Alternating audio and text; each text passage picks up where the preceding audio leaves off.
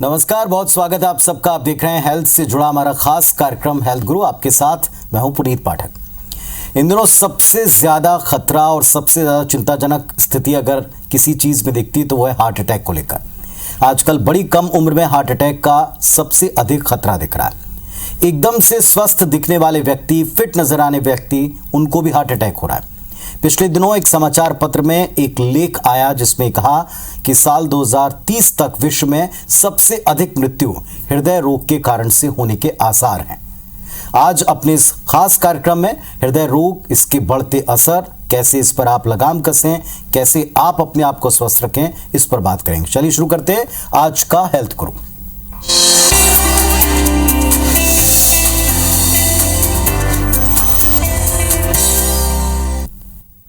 तो हेल्थ गुरु में अक्सर हम आपको किसी एक्सपर्ट के साथ में जोड़ते हैं जो किसी समस्या के समाधान, बीमारी के उपायों के बारे में जानकारी दे। तो आज हमारे साथ मौजूद हैं माधवबाग के zonal medical head doctor Ranjeet Narang sir. नमस्कार सर, बहुत स्वागत है आपका।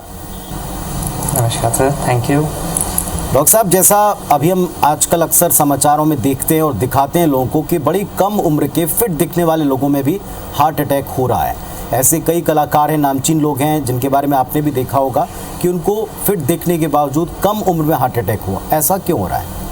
यस, बिल्कुल सर। आज के समय में हम बहुत ही कॉमनली ये देख रहे हैं कि लोगों में ये हृदय रोग बढ़ता जा रहा है, और वो भी 50 ईयर्स के कम एज में जब हम देखें तो ये आजकल के समय पे बहुत कॉमनली देखने को मिलता है। इसके बहुत सारे कारण हैं, लेकिन इन कारणों को जानने से पहले सबसे पहले हमें ये समझना पड़ेगा कि इसके पीछे एक रीज़न है, और वो है हमारे मिसकॉन्सेप्ट या हमारे ऐसे कुछ तथ्य जिसके हमें लगता है सही है लेकिन वास्तविकता उससे कुछ हटके है। मतलब सबसे पहले हमें ये जानना होगा कि हम सब लोग मानते हैं कि हम सब लोग बेहतर जी रहे हैं, लेकिन इन बेहतर जीने के साथ भी अगर ये देखने को मिल रहा है समाज में, मतलब कहीं ना कहीं तो कुछ करेक्ट करने की जरूरत है, और वो करेक्ट करने की जरूरत है हमारी सबसे पहले जीवन शैली। इसी जीवन शैली के कारण ही आज 50 ईयर्स से कम व्यक्ति भी हमें कॉमनली इस तरीके से हृदय रोग से अफेक्टेड होते हुए दिखते हैं। अब बात करते हैं ये जीवन शैली में। तो जीवन शैली में ऐसे बहुत सारे पहलू आते हैं, मतलब हमारे खान पीन से लेके, हमारे आहार विहार से लेके, रहन सहन से लेके, हमारे दिन भर की डेली की जो भी एक्टिविटीज रहती हैं, ये सारी की सारी हमारी जीवन शैली कहलाती है। अब जीवन शैली से रिलेटेड जब हम बात करते हैं तो हर कोई ये कहता है कि मेरी जीवन शैली तो अच्छी है। चलिए मान लेते हैं जीवन शैली अच्छी है, लेकिन इसको एक उदाहरण की तरफ से हम समझेंगे तो हमारे लिए बहुत अच्छा रहेगा।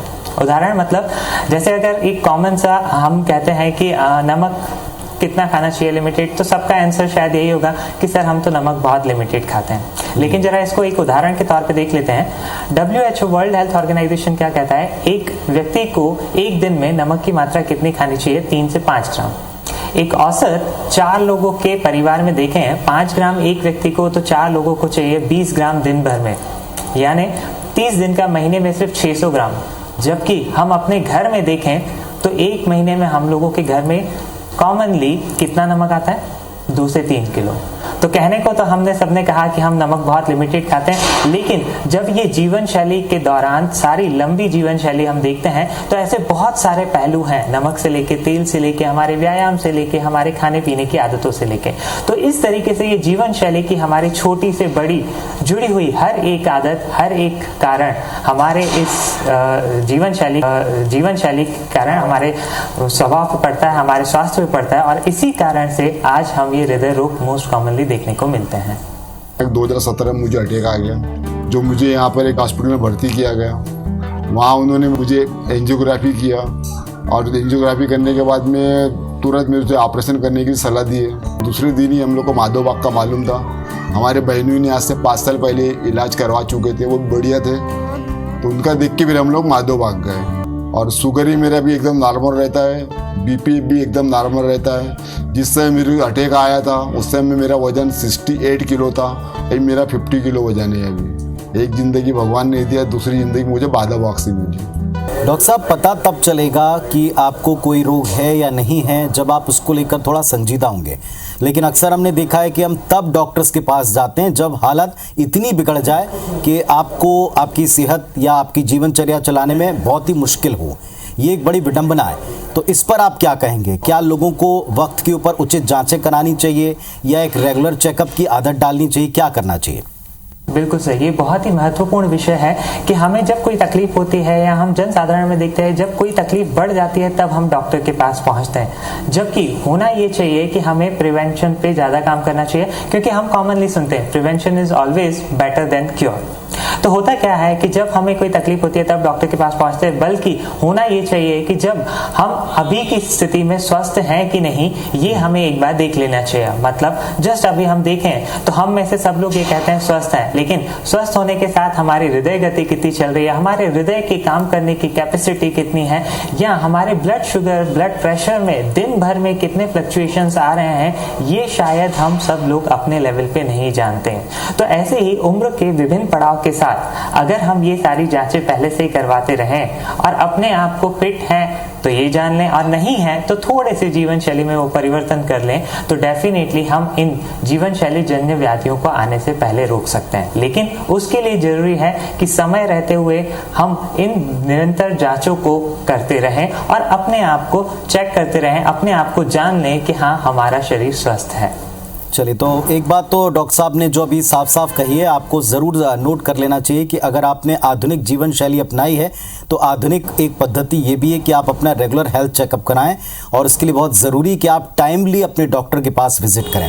डॉक्टर साहब, चूँकि आप जोनल हेड हैं तो ये सवाल ज़रूर आपसे कई बार लोग पूछना चाहते हैं, लेकिन आपका वक्त कम मिलता है। माधव बाग जो है पूरी तरह से आयुर्वेदिक है, पंचकर्म पद्धति के ऊपर बेस्ड है, तो जो आप जांचें कह रहे हैं, जो आप कहते हैं कि आपको अपना मेडिकल चेकअप कराना चाहिए, वो यहाँ पहुंचकर कैसे होता है?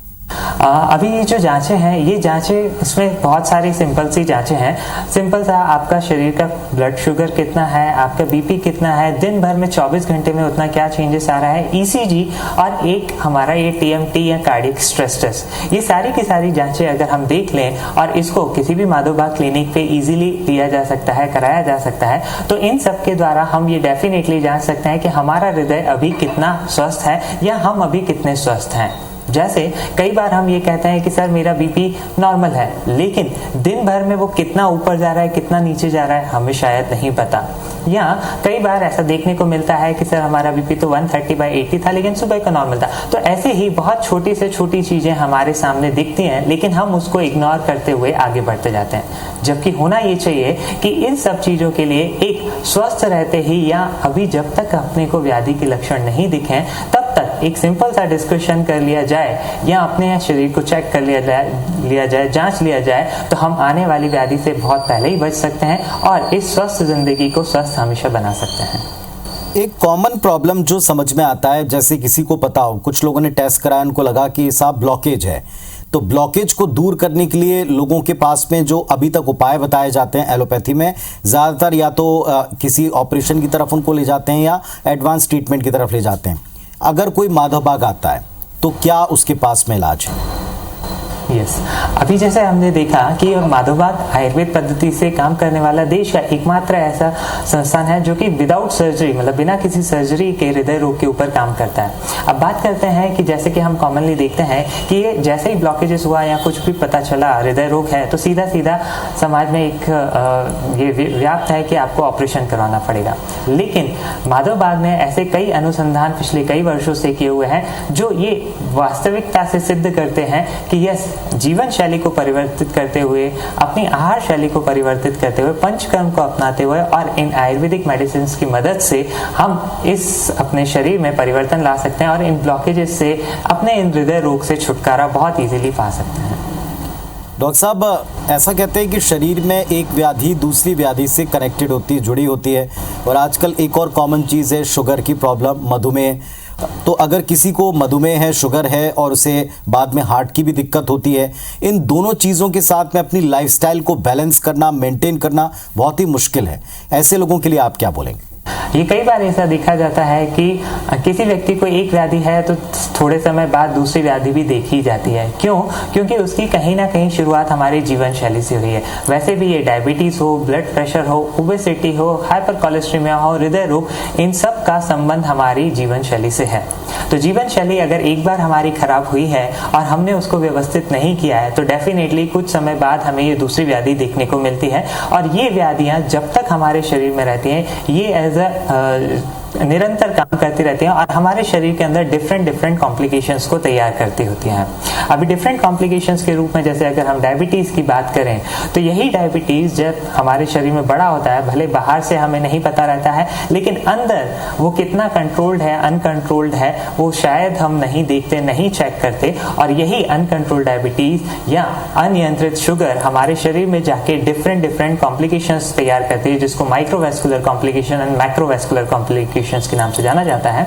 और फाइनली यही व्यक्ति अगर अनियंत्रित शुगर रही तो बाद में जाके हृदय रोग में भी परिवर्तित होता है। तो माधव बाग का ये जो कॉन्सेप्ट है कि हृदय रोग मुक्त भारत, उसका शुरुआत ही यहाँ से होती है कि अपनी जीवन शैली को बदलते हुए इस diabetes, blood pressure, obesity, thyroid और अपने हाइपरलिपिडेमिया को पहले से स्टेज में कवर कर लिया जाए ताकि इनसे आने वाले समय पे हृदय रोग ना हो। बहुत अच्छी बात आपने की। और डॉक्टर साहब, एक बड़ी सीवियर चीज़ है कि हार्ट जिसका काम शरीर में एक सेंट्रल इकाई की तरह पंपिंग का होता है, उससे रिलेटेड अगर कोई व्याधि आनी शुरू हो जाए, लोग थोड़ा महसूस करें, तो पहली बात तो उनके जो सिम्टम्स हैं उनको पहचाने कैसे और आगे उस पर कैसे हम माधव बाग के द्वारा उसका इलाज कर सकते हैं, इसके बारे में थोड़ी और विस्तार में बात करेंगे। कुछ और कॉम्प्लिकेशंस हैं तो भी आप इस पूरे कार्यक्रम के दौरान जितने माधव बाग के नंबर आपको फ्लैश हो रहे हैं इन पर कॉल करके डिटेल भी ले सकते हैं, समझ सकते हैं। ये बड़ा इंपॉर्टेंट है कि आप अपनी सेहत को लेकर वक्त रहते सजग हो जाएं। डॉक्टर साहब, जितनी भी अभी हमने चर्चा की इसमें कम पंपिंग जो है हृदय की कार्यक्षमता को प्रभावित कर सकती है, बाहर भी ये दिखता है। क्या इसके सिम्टम्स हैं? क्या ये आगे जाकर किसी सीवियर दिल की बीमारी या बड़े ब्लॉकेज में तब्दील हो सकती है? अगर ऐसा है तो जो पंचकर्म आप बता रहे थे माधव बाग का, वो इसमें कैसे हेल्प कर सकता है? तो अभी जैसे हम हृदय का काम समझें तो हृदय का मुख्य काम क्या रहता है? पंप करना। पंप करना मतलब क्या? सारे शरीर से खून को लेना और सारे शरीर में खून को पहुंचाना। ये हृदय का मुख्य पंपिंग का कार्य है। अब अगर किसी व्यक्ति की जीवन शैली बहुत खराब है या उस व्यक्ति को पहले से डायबिटीज, बीपी या वजन अधिक है या हाइपरलिपिडेमिया यानी कोलेस्ट्रॉल जिसको कहते हैं, वो सब है, तो इन सब चीजों के कारण या अनियंत्रित जीवन शैली, अव्यवस्थित जीवन शैली के कारण ये कॉमनली देखने को मिलता है कि हमारे हृदय के कार्य करने की क्षमता धीरे धीरे कम होती है। अभी धीरे धीरे कम होना मतलब क्या? ये हृदय सही से पंप नहीं कर पाता, सही से खून को ले पाना और पहुंचा पाना नहीं हो पाता, तो उसके कारण वो एक कुछ हमारे शरीर में लक्षण दिखते हैं। और वो लक्षण क्या? जब ये शरीर से खून को ले करके पहुंचा नहीं पाता तो वो एक डिफेंसिव मैकेनिज्म लेता है और अपने ब्लड में से पानी की कंटेंट को नीचे छोड़ता है, मतलब हमारे पैरों में थोड़ी सी सूजन देखने को मिलती है।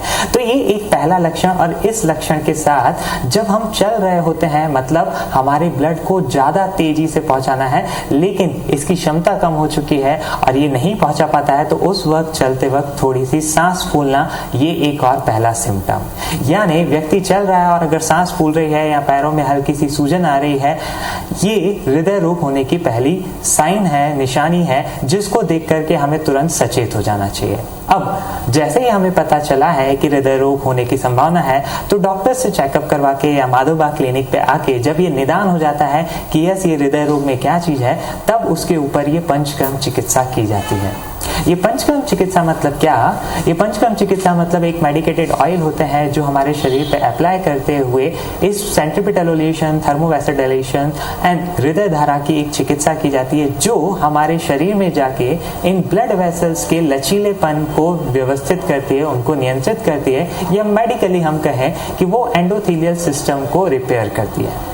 जैसे ही हमारी ये ब्लड वेसल्स का लचीलापन बढ़ा, हमारी हृदय की मांसपेशियों की ताकत बढ़ी, मतलब वो हमारे शरीर से खून को सही से लेती हैं और सही से पहुंचा पाती हैं। और यही जब धीरे धीरे होने लगता है और हम चलते वक्त सांस फूलने की समस्या कम होती है, मतलब आपके ये हृदय रोग धीरे धीरे कम होता हुआ आप वापस से स्वस्थ दिशा की तरफ बढ़ रहे हैं। तो इस तरीके से ये पंचकर्म चिकित्सा इस हृदय रोग के ऊपर कारगर होती है। यहाँ आकर और हमने शुरुआत करी कि क्या होगा क्या नहीं, पर जैसे ही फर्स्ट मुलाकात डॉक्टर से हुई तो डॉक्टर साहब ने हमको इतना रिलैक्स कर दिया कि मैं बता नहीं सकती हूँ।